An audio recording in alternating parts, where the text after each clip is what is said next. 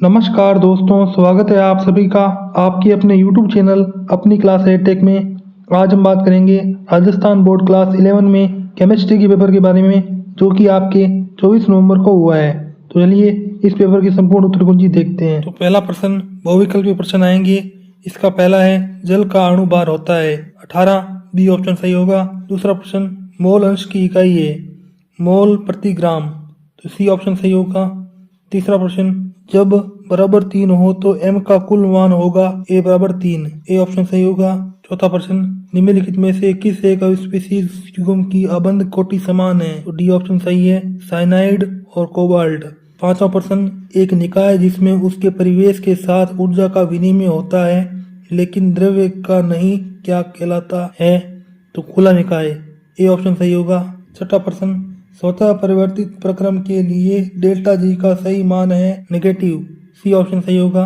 सातवां प्रश्न निम्नलिखित में से लुईस अमल है BF3, ए ऑप्शन सही होगा। आठवां प्रश्न निम्नलिखित में से कौन सा कोण sp2 संकरण से संबंधित है, 120 डिग्री, डी ऑप्शन सही होगा।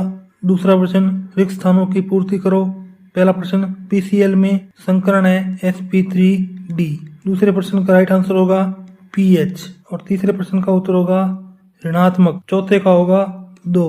फिर आता है तीसरा प्रश्न अति लघुत्तरात्मक प्रश्न। पहला ग्लूकोज अणु का आणविक द्रव्यमान और मोलानुपाती द्रव्यमान कितना होता है, तो मोलिकुलर मास ऑफ ग्लूकोज होता है 180 ग्राम पर मोल, एम्पेरिकल मास होता है 30 ग्राम पर मोल। दूसरा प्रश्न क्रोमियम का इलेक्ट्रॉनिक विन्यास लिखिए, तो ये इसका इलेक्ट्रॉनिक विन्यास होगा क्रोमियम का। फिर आगे चौथा प्रश्न CO-2 आयन की अनुनादी संरचना बनाइए, तो ये इसकी अनुनादी संरचना होगी दोस्तों।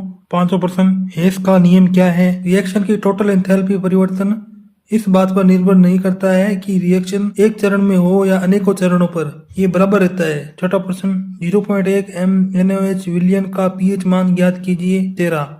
सातवां प्रश्न डी ब्लॉक तत्वों के लिए सामान्य इलेक्ट्रॉनिक विन्यास लिखिए, इसका इलेक्ट्रॉनिक विन्यास हो जाएगा दोस्तों। आठवां प्रश्न उष्मा गतिकी का द्वितीय नियम लिखिए, तो ये थर्मोडायनेमिक्स का सेकंड नियम हो जाएगा दोस्तों।